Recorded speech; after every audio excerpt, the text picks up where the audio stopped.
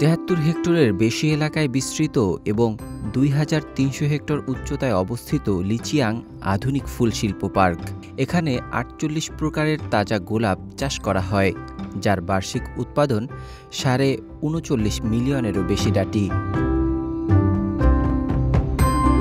President Xi Jinping যখন এই পার্কে আসেন, তিনি স্থানীয় কর্মীদের সঙ্গে কথা বলেন এবং ফুলের জাত, বাজার বিক্রয় ও আয় নিয়ে আলোচনা করেন। এ সময় অনেক কর্মী এই মুহূর্তটিকে জীবনের স্মরণীয় একটি ঘটনা হিসেবে মনে রেখেছেন।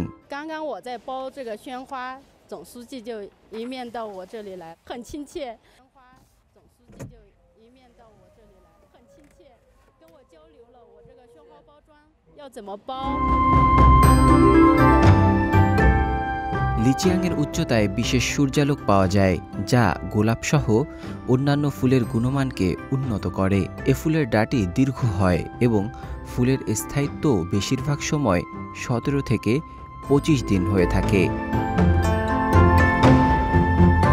গোলাপ ছাড়াও পার্কটি ১৮ প্রকারের রঙিন কলা লিলি উৎপাদন করে। এটি দেশের সবচেয়ে বড় গ্রিনহাউস ভিত্তিক রঙিন কলা লিলি উৎপাদন কেন্দ্র, যার বার্ষিক উৎপাদন প্রায় ৯ লাখ পিস।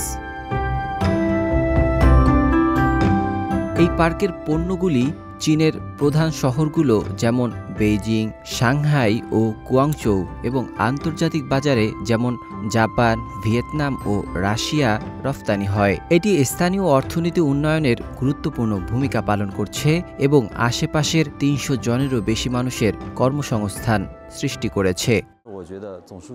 প্রেসিডেন্ট শির সফর আমাদের জন্য একটি বড় উৎসাহ। ভবিষ্যতে আমরা ফুলের জাত উন্নত করতে, শিল্প শৃঙ্খলা সম্প্রসারণ করতে এবং আরও লোকজনের জন্য কর্মসংস্থান সৃষ্টি করতে কাজ করব। প্রেসিডেন্ট শি জিনপিংয়ের সফরের পর পার্কের কর্মীরা আরও উৎসাহিত হয়ে নতুন উদ্যোগ নিতে প্রস্তুত। তারা আরও কর্মসংস্থান সৃষ্টির জন্য উন্নত ধরনের চাষাবাদ পদ্ধতি নিয়ে কাজ করছে।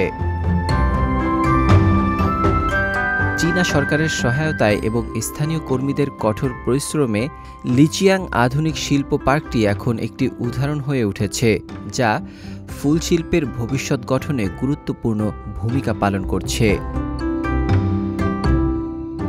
নাজমুল হক রাইয়ান, সিএমজি বাংলা।